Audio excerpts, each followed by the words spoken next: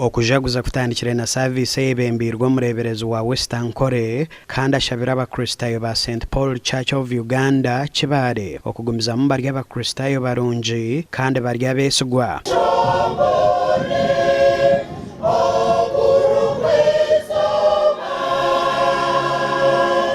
Skills development hatashitukuza okwega urujungu okwega history okwega geography ebe byona nibirungi munonga konga mutume kumara skills development niyo tukarukira mwese yibaresire.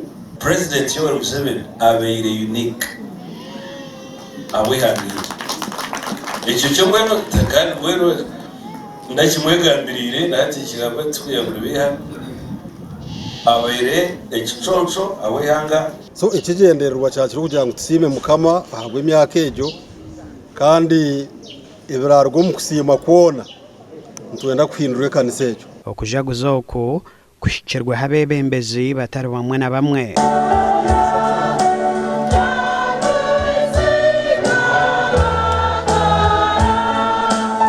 Twaramugisho kubanza kusima Dadito Bishop nyowe ahinakurire ku rugabwera nyanzi nesaha ya hati endani seho n'impango Bishop webari okushaba nugo mahanda ogwishikire ukutukubasa kurabamu kukora bimukama kunda kandi tukatunga nebituri kwenda. Orukurra ekitongole kya National Water and Sewerage Corporation washabira abebembezi okwatanisa hanshonga ya mizo n'omwani ahanshonga eriyo negenda omumisho n'omwishenjero. Yes. Nyoti kuhamya ngo it is right. President twarubwira kahandika. Ukateka teka ngo byahandika yatabikoze iki? Atabiteka tekeraho umuntu. Ngo endimi zitu abajungu bacheta indigenous languages. Endimi zitu tutandike kuganira nizakuma hosta. Omugandi bashabwa ko bicho kureberaho abaana babo kibahwera okukura bino musinje murungi. Okushabwa kwahebwayo Bernard Nwajera aha mukoro gwo kushabira abeegi Chamushanju abakigaragara primary school n'okusima kw'abakikuru hamwe n'abagurusi. Bali abakuyokanisa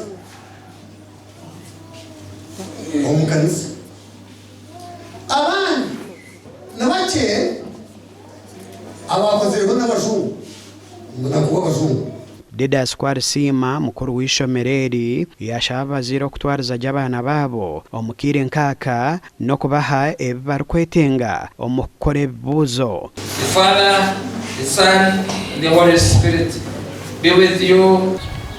Abeegi nimbahenanjeriza ngu twaza mubizamu mutakapapiriza ebizamu ebi nebya burijo nsima ruhanga atukwase tubikoreje nanga tutagira ubwoba muzigusitana atateka ubwoba netebekanise ngenda gukora first grade. Gasha kwa Ben Mhozi.